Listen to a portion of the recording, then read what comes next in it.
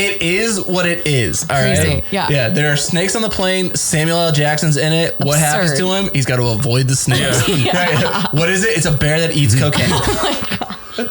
Yeah, I thought it was brilliant. It was so fun. And then like I walked away and I was like, I'm no better than I was before I walked in here. Yeah, there's no like moral of the story. It's just a wild, crazy. I feel like that's what people need right now. Yeah. Just turn your brain off. Mindless. Yeah. But what's weird is like I only have really strong opinions about really stupid stuff. Yeah. Like, so like when during the pandemic, they were putting out a lot of stuff straight, streaming or whatever. And I remember Godzilla versus King Kong. Versus Donkey Kong. That'd be cool too. Like that came out and I watched that and I was like, I got a lot of problems with this movie. That's what you're going to hang your hat on? Yeah. But Cocaine Bear, no notes. No notes for Cocaine Bear. Yeah. It's a perfect film. Yeah. See, I heard the one thing that wasn't good about Cocaine Bear is it didn't reference Hollow Earth theory. Oh, God damn you.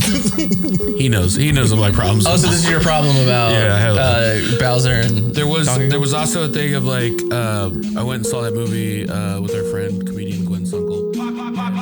Down.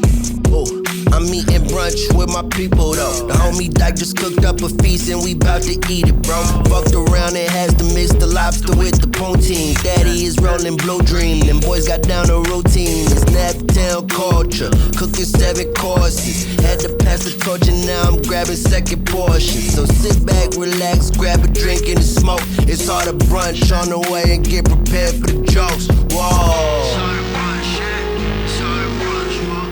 Hi, and welcome to the Harder Brunch Podcast. I'm your host, Dyke Michaels, and with me, as always, my co-host, Thaddeus J. McKee. the sloppy poppy. Yep, that's your catchphrase that you always say. All right. I'm Thaddeus McGee, the sloppy poppy. McKee, that's your last name's McKee, remember? I've never said it right. You always goof that part McKee, up. Yeah, it's hard. I'm adopted. All right. So it's not my original last name. You look a little different this week. I've been inside. Ashy. You got that end of winter ash. I got that end of winter ash, yeah. I think that's what it is. Yeah. All right. On the ones and twos, the wheels of steel, the sauce boss of Indianapolis, and the last woke dragon. Give it up for Zach Rohn, everybody. Yay. Hey. Oh, you got to pass this over to Zach. Oh, shit, my bad. I forgot you would not know that. Yeah, I'd like to double down on the sloppy poppy. I think that's an improvement on the catchphrase. I like it. I like it a lot.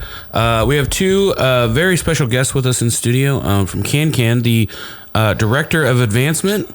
I did that without my prompt. You stole it from me. So good.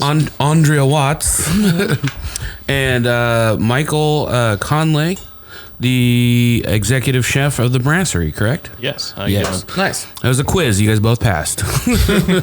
Welcome to the show. Thank you guys for being here today. Thank you for having us. Very excited. So I don't know where you guys want to jump in. Very excited. Let me just say this about Can. Big fan. I love it. I love everything that's over there. I love Amelia's. I love the Brasserie. I went there. Well, your host today was Gwen Sunkel. And we went there a couple weeks ago for some sort of themed, it was like a 3-course brunch or something like that. And it was just, everything was excellent. It's a real cool vibe over there. And I love the bar that's kind of in between there. I love catching a drink before a movie. I went and saw Cocaine Bear there recently. I spilled M&Ms everywhere accidentally. I felt real guilty about it. But you know how it goes. But yeah, so Michael, how long have you been an executive chef for? I've been there for about 2 years now, but that's a recent promotion, about 6 months. Oh, nice. Congratulations. Thanks so much, yeah. That's awesome. Been in the industry for a while. So yeah. Are you a culinary school graduate? Yes, I sure am. Where'd you go to school at? New England Culinary Institute in Vermont. Awesome. Yeah. And then how long have you been like cooking like after school? About 6 years. Oh. Yeah. I went to school and then came back, started serving, and then I found my heart with Carlos Salazar from Rook. Oh, yeah, of course. We love Carlos. Yeah. That's great. From there, went and started working at Bluebeard here and there, and then COVID hit. Had a little break. So you went Rook, Bluebeard, and now you're at the Brasserie? Yep. That's a hell of a trajectory right there. Yeah, thanks, man. That's awesome. What things are you excited about? What are you like now that you're 6 months into taking over? Like what kind of changes and what kind of things are you doing that you're excited about? So I want to kind of bring the movie side and the brasserie together more and more as possible. Yeah. So I did Lilo and Stitch recently. Where Awesome. I did a pig roast and people really enjoyed it. We did 2 seatings, 3 course. It was really nice. Have vegetarian options as well. So it wasn't just all about the meat. Mm-hmm. From the future going on, I would really hope to always have a vegetarian option on, some sort of pescatarian option, and then obviously snacks here and there. So you can just come in, get a snack before you go to the bar, or when you're at the bar, and then go straight into the movie. So it's quick, easy. Quick light bites before. Yeah, that's really smart. And we're a sucker for theme over here on Harder Brunch, so I really like the idea of pairing like movies to the food. So yeah, like I've actually never been to the Can. So yeah, my bad. Like no, that's what I'm saying. So like I'm not into the culinary world all that much, and like so is that what it is? Is you pair a movie with Not food? always. No. Not always. Okay. So it's a full separate restaurant. Okay. A full separate bar and a movie theater. Oh, okay. All in the same building. And it's not only a place to catch incredible films and eat really good food and drink awesome drinks, but also a place to build community. So we do a lot with local nonprofits, just kind of donating the space to institutions like Creative Mornings or Big Brothers Big Sisters or reconnecting our waterways. So we're a little bit more than just a movie theater with a really dope restaurant. Yeah, this sounds like an experience. Yeah. And stand-up comedy. You guys Yes, have we stand-up do comedy we there as do well. a little bit of everything. That's where I've been. I've been to Cam's show upstairs. So I haven't really experienced the full Can experience, but this sounds dope. It's good. And our drink menu also has not just booze, but we have some no AB or Non-alcoholic yes, drinks. there it is. Sorry, I'm a little nervous. They have that, and they also have CBD infusions. So like the Delta 8 or 10 or whatever, and you could do sativa or indica strains there. So we're pretty versatile on what we have to offer everyone. Yeah, That's pretty dope. Yeah. Do you ever do any like CBD or THC cooking? We are going to more than likely for 420. Oh wow. Oh, nice. Looking at the menu for it and just going to offer probably a small menu with our regular menu. Keep it kind of simple. Some kind of appetizer, dessert kind of situation. What movie are you going to pair with that? Because there are options. Still up in the air. They're still in the air? Yeah. That's I'd love to give you a definitive answer, but it's still up in the air. yeah. Yeah, we've got we've teamed up with Mona to do an April 18th, so right before 420, and they're going to offer edibles, and then the bar's going to have drinks, and then Pineapple Express is the movie There that you we're go. playing. Yeah, So it's like, no, there's like the opportunities are endless. Like think of your favorite stoner comedies. Right, that's crazy. Yeah, literally like- the sky's the limit. Yeah, It's really weird that I can talk about this for my job too. Right. You're like, do we go with Cheech and Chong or do we go with Pineapple Express? It's super exciting. So really fun partnerships, and then like Michael was saying, we could like the opportunities are Literally endless. fun. Is there any crossover in like the ownership of everything, or is it all completely separate? The ownership, yes, is a crossover for the brasserie, Amelia's, and Bluebeard. Okay. That's what I thought. Yeah, so the restaurant side is, Ed and Tom. You've had Tom on the show before. Yeah. He's wonderful. They're both wonderful. And then one of the other co-founders is Sam Supfin, and so they are kind of the guys with the big dream. Daniel, also he's our artistic director. This was kind of like his weird idea I don't know how many years ago, but this was like a nonprofit art house cinema, a void that Indianapolis was missing. When you go to other big cities, you see these mom and pop theaters, and now we have one. So it's super exciting. That's awesome. Yeah. Or just even having like an art theater that was like on this side of town. Yeah. Like there was always like Keystone. Yeah, you got a Art Keystone. Cinema, yeah. a trek involved. And I got to say, King Can's a lot cooler. Yes. Yeah. Yeah, you offer a lot more, that's for sure. I don't know. I'm not familiar with like, so if you want to like just play something, like you want to play a movie for 420 or for whatever, you know, do you have to like, do they have to buy that? Like, how does that work? Like how? Yeah, we movie work films with you like wanna play? a film broker that kind of does that for us. So like we'll get the licensing to do that. I'm only like 2 months in, so I can't talk about it in super great detail, but I know that we're doing everything legally. That we are licensed to do it. Just not an underground show. No, but we are doing like B movies Monday nights for free. And I love that your cookie dish today was for Theodore Rex. That's April 3rd. So nice. Yeah.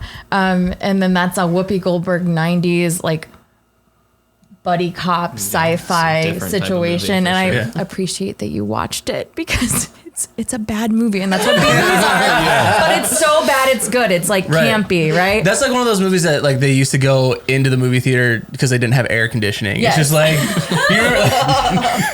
it's like it's so hot, our air conditioning's out. We need to go somewhere. Watch a movie. Yeah, we're just gonna watch a movie. Yeah. Well, I'm from an age of like when I was a kid, one of my first jobs was working like at a video store, and I would like hang they'd have like the little rings that you would like pull the ring off, or you would put the box back up. And so I spent so many hours just reading the backs of movies. So I know the plots of so many movies that I've never seen before because I would just do that instead of my job that I was supposed to be doing. I would also hit golf balls back into the adult section so I could look at the covers and everything. That's where I saw the title Backside to the Future for the first time. That's a beautiful title. Yeah. So back in the day. So back in the day, I used to rewind the DVDs. Yeah.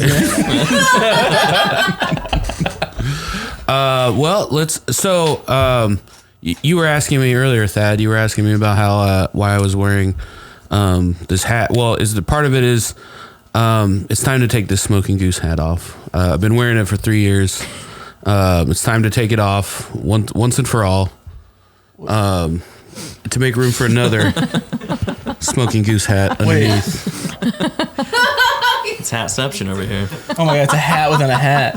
So wait, are you going from the black hat to the gray hat? Well, it's all part of our to celebrate our new sponsor, Smoking Goose. Hey, yeah, has come on as in a full partnership with us, and very excited. So we are gonna actually have them. They're gonna sponsor this new segment that we're calling the Smoking Goose Brunch Breakdown.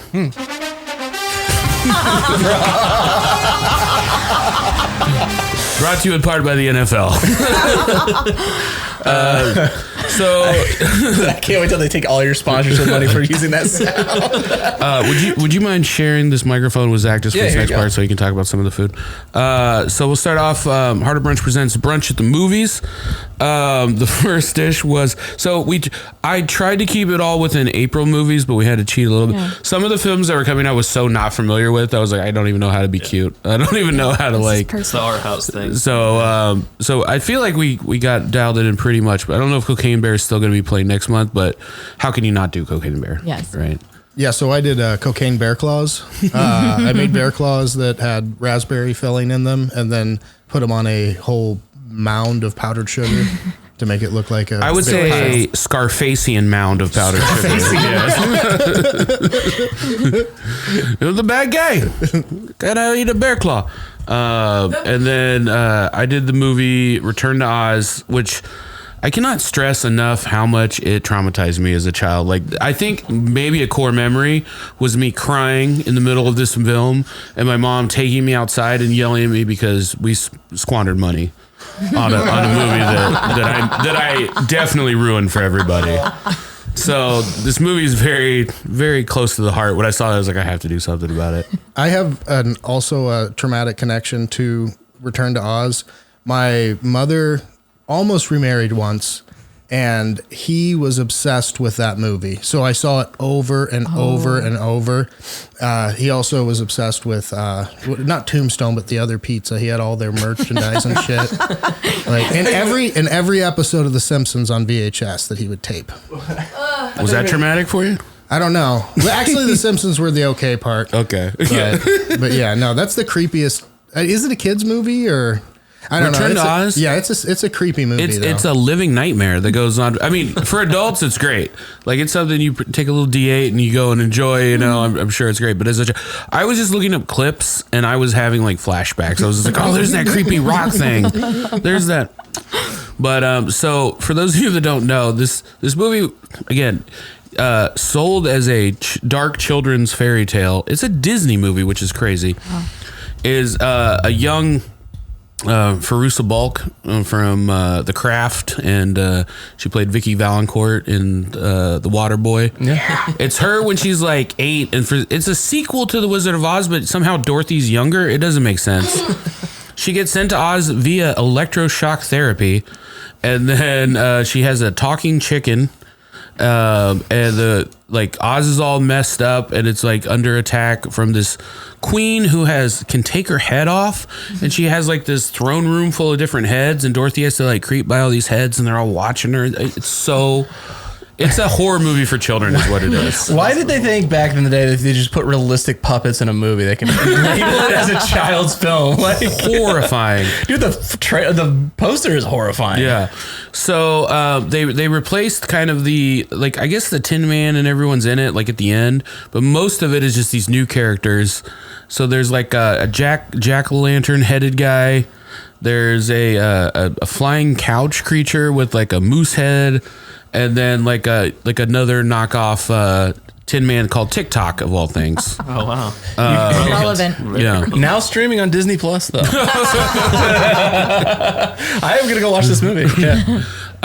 Anyway, so yeah, that's just to keep everyone up to date on what Return to Oz was. But yeah, so I did a fried chicken with a pumpkin risotto. The chicken was for her pet chicken. The pumpkin risotto was for the jack-o'-lantern guy. And then I tried to make the fronds with the rosemary there. The way you sold this movie, I thought it was like actually a rated R like Requiem for a Dream movie. It feels like that. It's slightly disturbing. Yeah, right. Yeah. It was good. The risotto tasted like a warm hug. You said that like earlier. It was so good. Oh, thank you very much. Perfect. Yeah. Very much enjoyed it. And then the next dish was the pineapple express. So this was something literally I saw. I think I either saw on Instagram or TikTok as I was coming up with ideas, and I was like, I want to do this. And I work at a barbecue place, so I was fortunate enough to use the smoker at work and wrap it up, and it turned out pretty well. I think I'm always like, if I do something the first time, like if I could do it 3 more times, I could like really nail this. But we figured it out, and rolling that bacon lattice is like, you do almost kind of roll it up like a joint too. So I was like, this is very much of the theme. That bacon was thick too. That was thick bacon. 2 C's, no K. Right? Yeah, right, there you go. We were talking about that. We like our bacon thick. Oh, yeah. Yeah. You called it smoking goose bacon. Love it. Thank you, sponsors.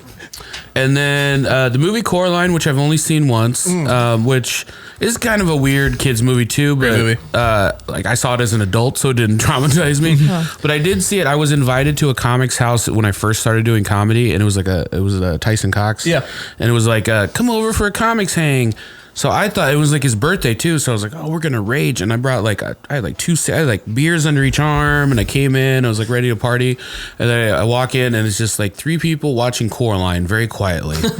And I'm just like, nobody's drinking. And I was just like, oh, this is like a quiet viewing of Coraline. Like, this is not, this is some very sad right there. comedy birthday party. This is not what I thought it was going to be at all. And then I'm just the only guy drinking beer. So like, now I look like I have a problem. And then, do you want to share the last one there? I think this is, there's always a favorite of the day. I think this was definitely my favorite because it was a surprise to me until about 3 seconds before you guys saw it. So it was a shock all around. So I did mine based on Theodore Rex. And the gimmick in that one is it's in the future, and they have dinosaurs that they've brought back. And they can also talk. And they're also telepathic, kind of. They can like sense each other. But they don't eat meat anymore. And to try not to eat meat, Theodore Rex's favorite dish is cookies. He has like a cookie robot in his house that like shoots him a cookie across the room when he's leaving for work and everything. So I made dinosaur-sized chocolate chip cookies. They had white and semi-sweet chocolate, as well as macadamia nuts. There were some dried cherries and cranberries in there as well. And they were giant, like larger than a dinner plate. Yeah. And they were great. It was great. I love a good cookie. I love macadamia nuts in anything. Gwen said it's manhole sized, and they literally were manhole sized cookies, like bigger than your face. My kid was so upset when, like, I made some extra ones for him.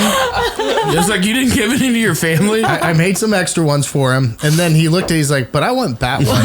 It's like, little dude, you can't eat fucking chocolate chip. I was gonna say monster cookie. That sounds like a core memory for your kid. Is when Dad made these giant cookies one day and took them all. This is for my adult friends. They need this more than you. It was that damn podcast. Oh my god. Well, thank you. I feel like Theodore Rex, just for what I've seen, it has a very like. Did you ever see like the original Mario Brothers movie? Yeah. It has that kind of vibe to it of just like, we've got this money to spend. I don't know. Right. Dinosaur puppets. You did a great job of pitching it. Like if you got to go into a movie, like into like an office and be like, what's the next movie? If you sold that pitch, they're like, we got $500,000. Let's give it a shot. Yeah. Well, which one do you want to see now of the two? You want to see both of them, don't you? Yeah, obviously. Okay. Yeah. All right. Well, you know where you can go see them at. This place called the Can. There it is. There we go. There it is. Bring it full circle. Like that cookie. There we go. Do you guys ever gonna watch movies there? Yeah, You we to do staff screenings. Oh, nice. Yeah, so anything that we want to see, we get to tell them what date and what time, and then the whole staff serving, bartending. It's nice. That's super Little fun. team bonding. That is super fun. Yeah. And then you guys also have, it's not technically in the same building, but it's right across like the parking lot there, the Amelia's Bakery. Yes, of course. You guys brought some fresh baked goods. Yeah. I love when guests bring gifts. They don't have to. No one has Brought to. you t-shirts, brought you stickers, But brought you when they some do, candy. it's always much appreciated. And yeah, Amelia's is just so I used to have a food truck, and like all my buns were from Amelia's, and everything else was from Smoking Goose. And I like to keep it loyal, you know. If you mention them 5 more times, they actually up the sponsorship. I thought you said like a Smoking Goose would appear. Yeah, right. Yeah. Here's $13,000. I wanted like a little animated goose to come across the screen when we do the brunch breakdown. Maybe it starts biting me. Can you get on that, Zach? Can you get on animating the goose? Oh my gosh. How did you start off becoming a part of ConCon? Yeah. I got laid off in January. Congratulations. Yep. Yeah. There you go. It was like, and it was right among the like Salesforce stuff and everything else. I wasn't with Salesforce, but I was sort of in the same boat seeing all this stuff. It's like, this sucks. Yeah. So between sob sessions, I got my liquor license reinstated and texted Tom and Ed and said, hey, are you guys hiring? I'd love to work at Bluebeard or Can and just cool off my jets and hospitality for a minute. And they said, no, actually, we're hiring for the nonprofit side of the cinema, and you have some skills that can lend. So I like, my background is like really heavy in public relations and some light fundraising. So it kind of seemed like a good natural fit, but I really wanted to bartend. But yeah, no, I read the job description. I was like, this sounds stressful. Let's go for it. Yeah. So I did start interviewing, and now I've been there 2 months, and it's weird because I've followed like Sundance and Oscar buzz my entire life. And now I'm paid, like pinch me. Right, I'm paid to do that. Yeah, now. it sounds stressful on paper until you realize, oh shit, it's movies. This is a dream. Yeah. And it's food and with talented people, and it's super exciting. So that's kind of how I landed there. But yeah. That's awesome. How are the films selected, like that you guys are gonna play? Yeah, we have Gabe is our programming and operations manager, and Abby worked at Heartland for a while, so she's got that great operations mind. Yeah, they're kind of doing that. Daniel, one of the like founders of the Can also helps to his artistic vision and what kind of programming we have. So that's awesome. So it's a bit of a group effort. Group effort, a team effort, very collaborative. And I'd say if you have any ideas, just, Yeah. Now, do you We're ever open. get a chance to jump behind the bar and make your dreams come true? No, but I keep telling them I've got my liquor I've got this license. I'm ready. I'm ready to do it. Somebody called in sick. Just somebody trainer had to shave some nutmeg on some. Because it's like, that's the thing is the drinks are sort of complicated. So it does take a little bit of a like. Everybody's getting a gin and tonic. You know? It's like somebody gets some canned cocktails. There it is behind the bar. Yeah. But no, it's definitely one of those things where I'm like, put me in, coach. And that's kind of my mentality. But they know they can use me if they need to. Yeah. Oh, we had at the beginning our theme song was I don't know if you noticed, but our theme song is Sirius Black. Yes. And I saw you at Bless, right? You Yes. were Bless with State Senator. Yes. Andrea Hunley. yeah. I helped do some social media and messaging for her campaign. So not only am I involved in all these other things, I also really like politics. Yeah. You're a busy human being. I guess. So. Yeah. Yeah, I was. It was just a weird thing where like I'm actually, believe it or not, pretty like even for a stand-up comedian I'm like socially awkward, and so just going out to a concert. It's like seeing your teacher like outside because she literally was a teacher, so it's like whoa. She's doing dope shit everywhere. No, and it was neat to be at the show right before they were at South by Southwest. I just thought that was pretty cool to see, Indianapolis musicians and artists making you proud to be from here. Oh yeah, absolutely. Yeah. And great guys. Sirius came on as a guest, and it was kind of a half joke, half serious thing that we like wanted him to do the theme song for like years. And our old co-host was like, I don't know, I'm going to email him and offer him this money and blah, blah. And then he came and he was like, I'll do it. I'll hook you guys up. That's awesome. And then I was just like, okay, like send it whenever. He went upstairs. I thought he left. He went upstairs for like 20 minutes and no, just figured it out in his head. Whoa. And then came down and then I think he did like 3 takes and like a magician. Yeah. I mean, we're just sitting here amazed. Talent. He made Zach the producer. Zach's never produced music. He's like, I hope I'm doing this right. Sounds great, Zach. You did a good job. Yeah. It is wild when you see people that are actually talented. What the fuck am I doing? I know. I won't have that problem looking over this way today. No, you won't, dude. No, but like, yeah, I think also too is like we get so used to like seeing how the comedy sausage is made that like literally when you see anything else you're just like, oh wow, that's cool. Like when I see somebody who can sing too on top of like who's funny and can sing or can cook or do something, and I'm like, I can't do fucking anything. I'm a fraud. I can't type. I do this really quick. Yeah. I'm a really good like two finger hunt and peck is what they call it. But like when I see someone that just uses the home key and just like types, I'm like, that's like a superpower. Dude, just seeing anybody be able to do something, especially artistically, like, and you're like, oh shit, like there's levels and I'm not anywhere near that. Even impressions. Like when somebody can do a good impression, I'm like, all right, I have no talent. Yeah. what am I gonna do? What are some of the fun like events and stuff you guys have coming up at Can? So I'll be doing a ramp dinner. Oh, nice. 3-course vegetarian ramp dinner. What is a ramp dinner? Sorry. Ramps are kind of like a bulbous, oniony vegetable that's grown on the Midwest, East Coast, Canadian side. It's kind of like a chef's heart, I guess, at a certain point. Comes to a certain time, and they are perfect for eating. Right. And it's really nice to have something that is sweet and also oniony, and you can pretty much pair it with anything you want it to. Now, I know you said you studied in Canada, right? It's Vermont. Vermont? But you lived in Close Canada, enough. right? I did. You lived in Canada. Did you pick this up in Canada? Is this a Canadian thing? This is actually a Midwest thing. Okay, shit. Very strong Midwest thing. Okay. Also, like Virginia is very big into it as well. So I'll be making like a 3-course dinner, completely vegetarian. There'll be 30 tickets sold. Nice. And the date might be moving here and there, but we'll see. It'll definitely be on the website and available. Yeah. Cool. Are you gonna have a cool pun for a name? For the ramp dinner? Yeah. It's possible. Yeah. They're also like talking Krampus about or something? Yeah, there you go. Yeah. Like they also You already knew about that. You had it already in your head. make something You've been like thinking this. about that for. You're like, damn, it's not Christmas, but fuck it, we can do it anyways. For sure. Yeah. also talking about doing a ramp fest. Yes. So that's with a couple other restaurants and kind of the street in front of Amelia's and Stomping Ground is a little gift shop. It's like a little commercial corridor. Yeah. but shutting down the street and turning it into like a little bit of a block party for ramps. Should be I fun. come to Ramp Fest. That's for Yes. sure. fun. Yeah.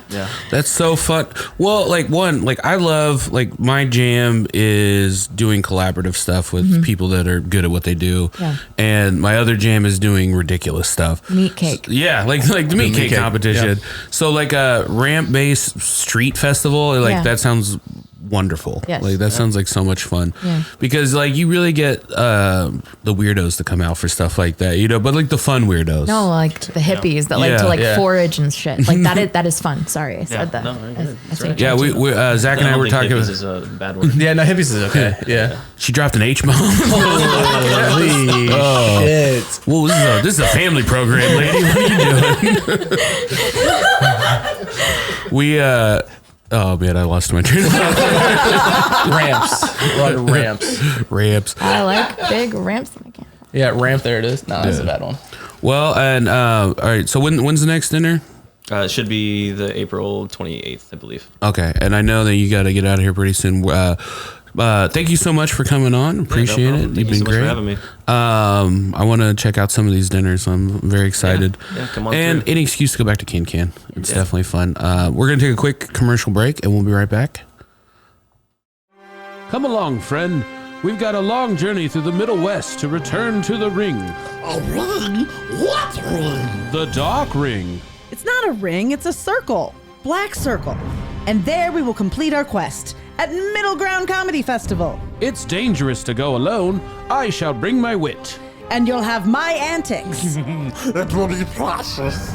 Join the epic journey to Middle Ground Comedy Festival, a comedy fest in the middle of the Midwest, April 27th through 30th at Black Circle Music Bar in Indianapolis, with headliners Dwight Simmons, Mandy McKelvey, Stuart Huff, Brandy Posey, and Sam Talent, and musical guests Sirius Black and Lisa Frank and the Trapper Keepers. Get tickets at eventbrite.com before they're gone like second breakfast. It will be precious. This week on the After Brunch Podcast. No affiliation with Winnie the Pooh because of legal reasons. There was there was a cease and desist. They did ask me to wear pants on stage. I was wearing nothing but a red shirt, fist in a jar of honey. Is that what they call it these days? She's getting fisted and praised. She's getting fisted down in 1,000-acre woods. Join us at patreon.com/Harder Brunch.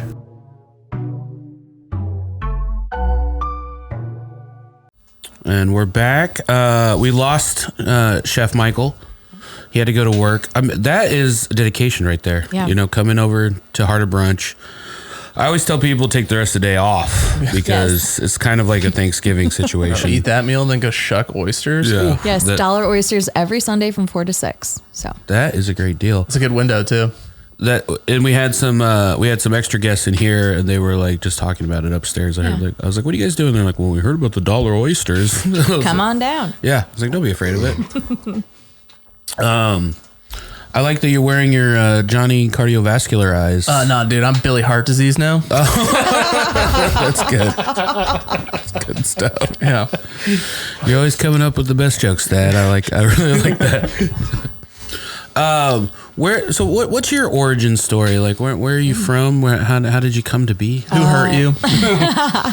What are your traumas? Yeah, born and raised in Indianapolis and decided to stick around. I went to Ball State for school. What side of town are you from? Hold on. Let's not North side, Pike Township schools. Did you go to Pike? I didn't. I wish I did. I went to Westfield High School. No offense to the Shamrocks, but it's a little white up there. That's that white guilt talking. Yeah. You know? Anyway,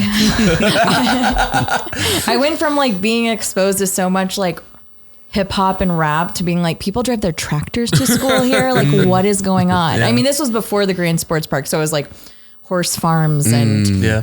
whatever. But now it's a completely different place. Yeah. All of Hamilton County really is kind of that suburban boom happening. But love Indianapolis. Went to Ball State for a a couple. I had like a very expensive identity crisis. Oh, 6 years of college, but only one undergraduate degree. Ooh, there you go. what was your first track? Oh gosh, telecommunications. Okay. I also did political science and gender studies. Mom thought I was a lesbian. I was like, maybe I am a little bit. And then Did mom drive you that direction? No. She was like, you need to join a kickball when I was like league. a gender studies major, she was like, oh, and yep, There there you it go. is. Yep. And then let's see, did some film studies too. So all of this full yeah. circle, my like F off year at Ball State, This is perfect for paying off, baby, full Yeah. circle. So Wasn't it crazy that we expect someone at like 17 right years old to be to like, know what they want to do? yeah, It's so overwhelming. Yeah, that's like all my friends are engineers, but all they did was play video games their Yes. entire childhood and Yeah. college years, and now they make shit tons of money just doing programming, and you're like, all right, Wow. yeah. There it is. So yeah, Ball State, and then stuck around Indianapolis and worked for the city for 6 years. I worked at WFYI, so I have a little bit in fundraising and like membership development. So relevant to Can stuff. We do offer memberships. So and we're, What's that look like? there's a couple different levels. There's like 35 millimeter, and there's 75 millimeters. So like cute names and like corresponding perks to go with those memberships. So there's like individual or dual membership. So you and a significant other could go to the movies. But yeah, no, we are also a nonprofit, and we do a lot of community things. So it does help us kind of enrich our city in a different way through memberships. I like that you're driving people back to movie theaters. Because, I mean, to be honest with you, I got a VR headset, and you can watch movies like you're in an IMAX with that. So you got to kind of actually offer a lot of things. Well, creative programming and experiential, like cinematic experience. So like seeing people dress, like they get so excited for a film, they dress up for it. Exactly. Like yeah. having it be something else. And I think people are too like, why would I go pay $12 to see a movie, or even more than that if you're going to like AMC or wherever? Right. But why would I, when I could stream it at home in my jammies and I get some Grubhub or whatever, like people are like, you know, pandemic pajama life, which is fine. But then it's like, how do we make the movies, like the whole experience of getting popcorn or getting a drink and getting dinner, like how do we make that attractive to people again? And I think that by doing our Pineapple Express screening and like other different partnerships like that, that it's The Room. Yes, The Room. Yeah. Oh my God, that'd be sold out great. screenings. Yeah. And people were so excited to meet Greg Sestero. Oh yeah. And he like was the cutest person ever because he went to like visit James Dean's grave and like did all this really cool Indiana stuff. And he was like, I loved it here. I can't wait to come back. Yeah. Yeah. My Gomez, one of my bosses, has his signed copy of The Room by Greg, like front and center at work. Also, I did want to touch on something, Derek. The movies that you're watching in VR, they're not going to be able to play at Can. Those are private movies that you're watching in virtual reality. Man, I was waiting for the after brunch. I was definitely going to jump on that. Hey, look, I will watch The Big Dick Lebowski and The Big Lebowski. I can watch them through VR. Okay? Which one first, though? Do you? Well, He doesn't watch the whole movie. No, I watched I know all of the lines in both of them, you know, but yeah. No, that's 100%. I think now is like you have to make it an event. Like a bunch of comics, we went and saw what is it? Whatever the killer Santa Claus movie, Violent Night. Right. Mm-hmm. Yeah. And we rented out a theater, and it was just our group of people. Yeah. And I was like, this is so fun. Like this made movie, like because it took me back to like being like in high school where you would go in a big group and like. Yeah. And that was the thing to do. Yeah. It was an event. Yeah. When you'd actually get excited when the lights would go down. Well, it's almost like, I think it's coming back into fashion now, but it was kind of almost a thing that was going out of like, hey, does 5 people want to go see a movie together? You know, be like, what? Or like, I remember even just like watching like I'd be excited to have all these YouTube videos, and like you'd be at a party, you'd be winding down, and like you'd start playing something, and then your friend would play one that they liked, and then you go back and forth. And now it's like I feel like when I like try to play like a YouTube video for somebody, like just send it to me. What are you doing? Right. I'm gonna sit here and watch something with you. It's a shared experience. Yeah, That's part of the beauty of it. We kind of have to relearn that, don't we? Let's get back to it. This shared experience. Nobody shares music anymore. I had a professor that told me in college. He goes, "We used to sit in a room, and you're old enough to do this." No, but my I generation, always sit in rooms. You do sit a lot. But yeah, no, he would be like, yeah, we used to sit in a room and listen to music. He's like, you guys don't do that anymore. Like a whole album. Yeah. And I feel like the same way with like movies. a listening party. Right. Yeah. And I used to, my friends would, hey, do you want to come over and watch, whatever movie? Nobody does that anymore. It was like, I didn't go to college straight away from high school. Yeah, you went to camp, I know. But when I was college age, like we would always just we had like, because you would like buy a DVD or something, and then it was like you gotta get your like money's worth out of it. So there was certain films, like I remember like Old School just always being on in the background. Like we'd have a party or something, but it was just, we had like 3 movies and they were always in heavy rotation. Right, and they were always on in the background. Yeah, that was a Big Lebowski for me. And that was I love always. Big Lebowski. I know. I went to at Keystone Art Cinema. They did like cult movies at like midnight, so it's kind of a very late showing. Yeah. And people dressed up in their robes and they had White Russians. Like that's fun. People like that. If you stuff. did one of those at the Can, I know at least 50 people that would show up. I would love that. Yeah. Yes. Oh, fun. Yeah. And that's the thing. It's like the possibilities for fun are endless. Well, like going to like Cocaine Bear was so brilliant and I was like trying to explain this to somebody because I was like, it's just a fun, there's no message. There's no you should be a better person. It's just like, we said cocaine and bear, right? And we delivered on those 2 promises. The crazy thing is, it's based on a true story. Right, Not that I like dug in, but there's the taxidermied bear. Was bought by country star Waylon Jennings at some point. It was stolen out of a warehouse, this taxidermied cocaine bear, and now it's a tourist attraction. Yeah, in like Tennessee. And it's become this it's a thing. museum, right? Yes, like it's just like crazy. And then all the other then I saw on the Cocaine Bear like movie Twitter feed or whatever, they were like crazy animal headlines of like animals like accidentally eating their owner's edibles and like getting like it's actually wild to read some of the headlines. But yeah, no, it's Elizabeth Banks directed it. And she's a badass, but like I was like, Carrie Russell is in this. I didn't realize that it was like it's really good acting. There's nothing. Like, holy shit. There's nothing been like this since Snakes on a Plane. It is what it is. All crazy. Right. Yeah. There are snakes on the plane. Samuel L. Jackson's in it. What happens to him? He's got to avoid the snakes. Right? What is it? It's a bear that eats cocaine. Oh my god. Yeah, I thought it was brilliant. And it was so fun. And then like I walked away and I was like, I'm no better than I was before I walked in here. Yeah, there's no like moral of the story. It's just a wild, crazy. I feel like that's what people need right now. Yeah. Just turn your brain off. Mindless. Yeah. But what's weird is like I only have really strong opinions about really stupid stuff. Yeah. Like, so like when during the pandemic, they were putting out a lot of stuff straight, streaming or whatever. And I remember Godzilla versus King Kong versus Donkey Kong. That'd be cool too. Like that came out and I watched that and I was like, I got a lot of problems with this movie. That's what you're gonna hang your hat on. Yeah. But Cocaine Bear, no notes. No notes for Cocaine Bear. Yeah. It's a perfect film. Yeah. See, I heard the one thing that wasn't good about Cocaine Bear is it didn't reference Hollow Earth theory. Oh god damn you! He knows what my problems. Oh, so this is your problem about Bowser and there was also a thing of like I went and saw that movie with our friend comedian Gwen Sunkel, and when one of the main characters comes on, I'm like, what is that? Ice Cube's son? And then I didn't realize it definitely is Ice Cube's son. I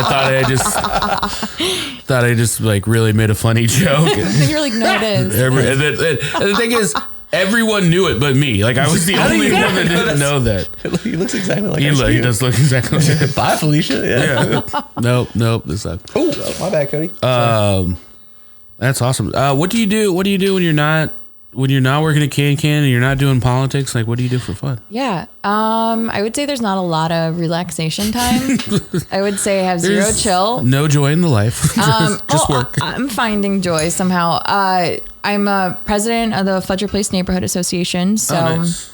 And then I also do like communications and consulting in addition to my Can duties. So, a recent, really exciting partner client is Rethink 6570. So it's talking about, the history of our highways and transportation system. And highways were built and on purpose went through communities of color and immigrant communities. Yeah. So it's talking about maybe doing some highway caps over some stuff and having green space and economic development. So super exciting stuff, but yeah, I'd say I stay a little busy with my friends that are in politics and then other nonprofit involvement. But I live a very full, I think, and rewarding life. There you go. Well, I feel like there's a connection there to comedians too, because like we're always going. I mean, and everything's fun that we're doing, usually it's fun. Right. It is a grind though. You're right. But it's just like, it's just a lot of like, what are you doing next? Well, I'm doing this podcast and then I'm doing this show and then I'm doing this. Yeah.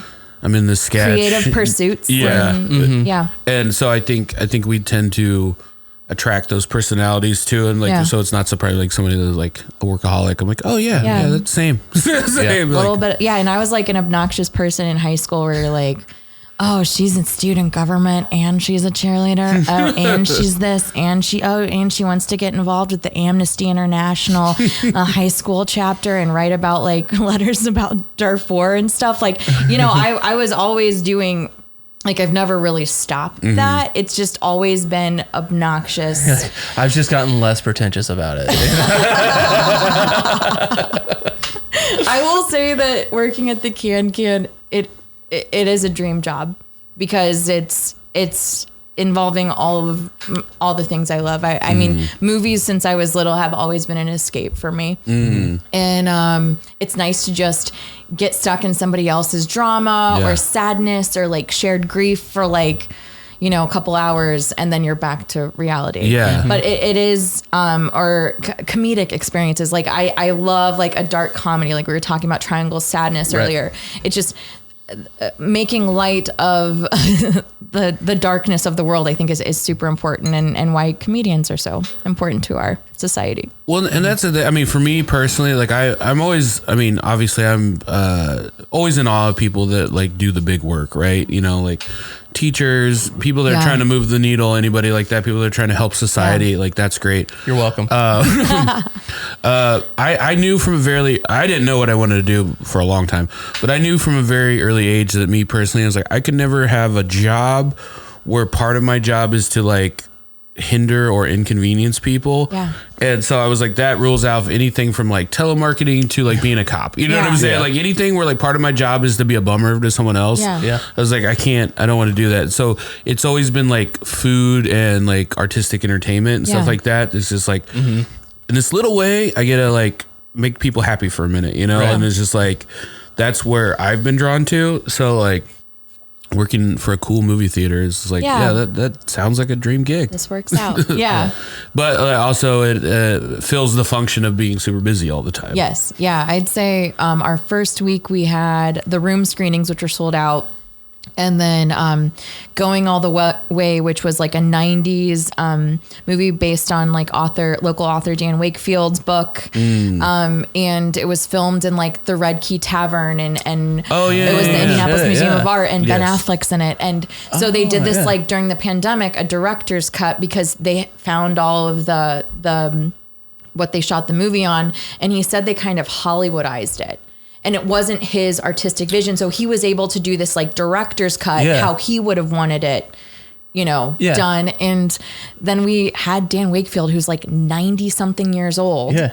And actually pretty sharp for being such an old man. And then the director there for a Q&A after the film. And it was a sold out, packed theater. And it was just like, wow, this is my job now. Right.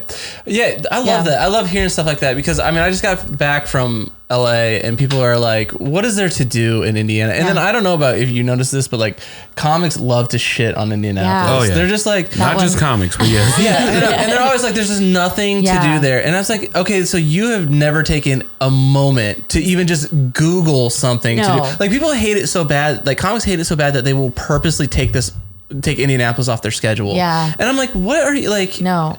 I mean, just walk outside for us. There's also too like Lonely Planet. It's like a travel blog has a headline of an article, and I'm obsessed with it still. But it's like why Indianapolis is sneaky cool. Right. Yeah. We are not in your face cool. Maybe it's not the first place you're like, I want to go to Miami, or I want to go to New York City, or I want to go to one of these big cities. But like Indianapolis has a really cool, incredible culinary scene. Right. Yeah. And like arts and culture. When you think about butter, when you think about like all of these incredible things going on in our city, it's like, no, we're actually like very fun, and if you're looking in the right places, it's a magical place. Right, and that's what kills me is because these people who think they're cool, right? What do you mean these people?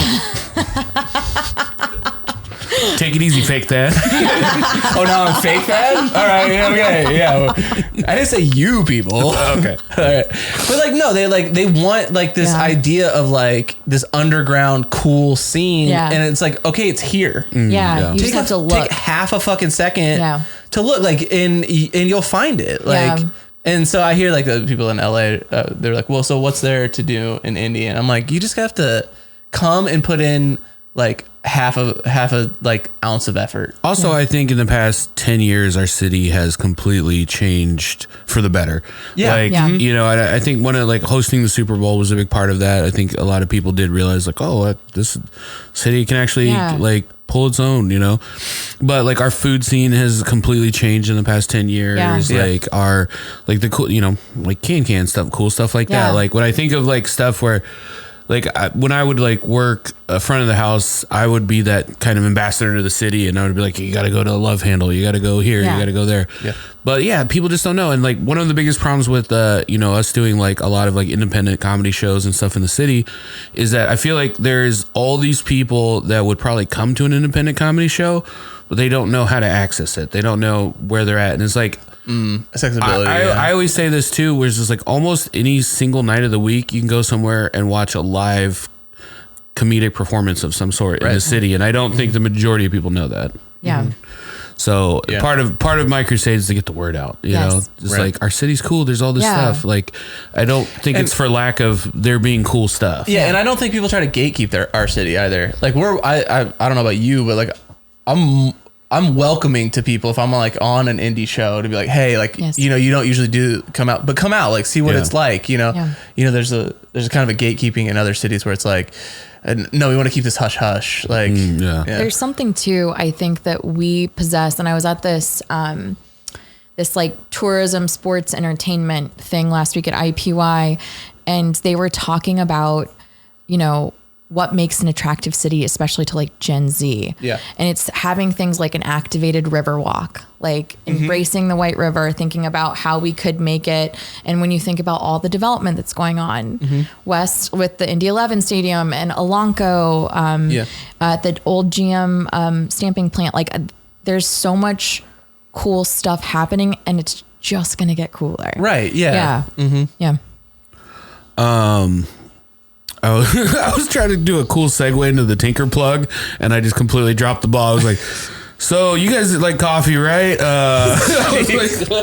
You know, there's also this really cool coffee shop that we've got in here. It's like, the thing about Indianapolis, when I think about Indianapolis, what do you think about it? I got it. Okay. When I think about Indianapolis, I think about the best damn cup of coffee I've ever had. And I get that at Tinker Coffee, which is the official sponsored brunch coffee of Harder Brunch. Oh, there we go. And also they have a coffee subscription. You can have coffee delivered to your house. If you use promo code brunch, you get 25% off. Ooh, I'm doing it tonight. That's crazy. They're also the Creative Mornings sponsor as well. So they come. They're great. Yes, they're incredible. I had early partnerships with them when I had my food truck. Yeah. And we both kind of like the first year of the Irvington Halloween Festival, which is like this huge festival.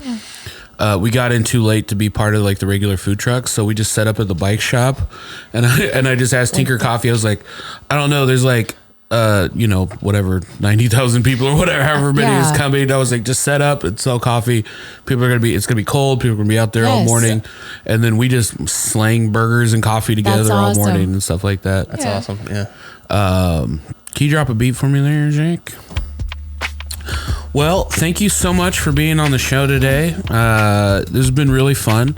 Where can people find you and follow you on social media? Yeah, we've got Can Cinema on Instagram, Twitter. We're on Facebook.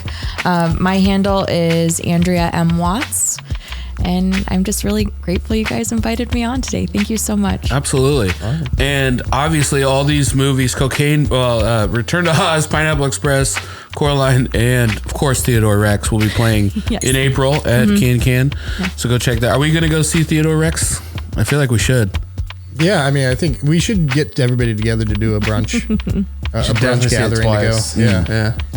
Or we could do an away game at the Brasserie too. That'd be fun. Yeah. Yes. We can talk to Chef Michael about that. Yeah.